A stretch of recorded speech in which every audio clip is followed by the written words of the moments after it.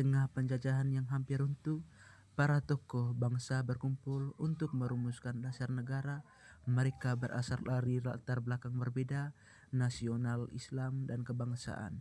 Namun satu tujuan, Indonesia merdeka. Dari tinta yang menoreh di atas kertas, lahirlah Piagam Jakarta. Piagam Jakarta bukan sekedar naskah, tapi tunggaknya lahir Pancasila, dasar negara yang mengaturkan kita hingga kini.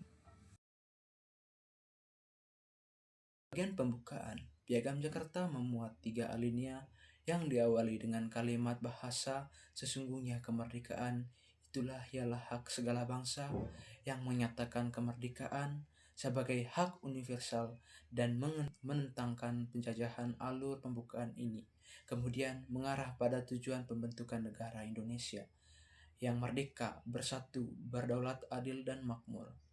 Latar belakang Piagam Jakarta. Pada masa menjelang kemerdekaan Indonesia, para tokoh bangsa sedang merumuskan dasar negara yang akan menjadi pegangan bagi bangsa Indonesia. Ada perdebatan antara kelompok nasionalis dan kelompok Islam mengenai posisi agama Islam dalam negara Indonesia. Untuk mengakomodasi aspirasi umat Islam sekaligus menjaga persatuan dengan kelompok lain, maka dibuatlah Piagam Jakarta yang memuat beberapa butir penting sebagai kompromi.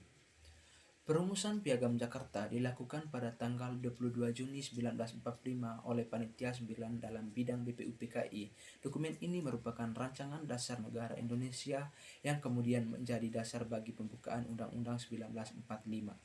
Isi Piagam Jakarta. Piagam Jakarta terdiri dari 7 butir pokok yang terutama mengatur tentang 1. Ketuhanan dan kewajiban menjalankan syariat Islam bagi pemeluk-pemeluknya. 2. Persatuan Indonesia. 3. Kemanusiaan yang adil dan beradab. 4. Kerakyatan yang dipimpin oleh hikmat kebijaksanaan dalam pemusyawaratan atau perwakilan.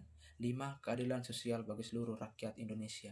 Poin yang paling menonjol adalah pada butir pertama, yaitu frasa ketuhanan dengan kewajiban menjalankan syariat Islam bagi pemeluk-pemeluknya.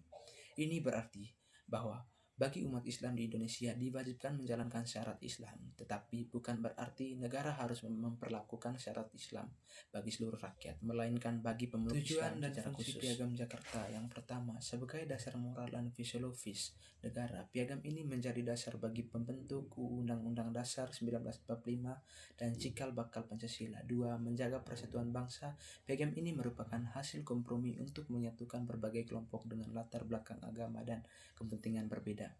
3. Menjadi pedoman pembentukan negara Indonesia merdeka, memuat nilai-nilai yang dipegang bersama untuk membentuk negara yang adil dan beradab.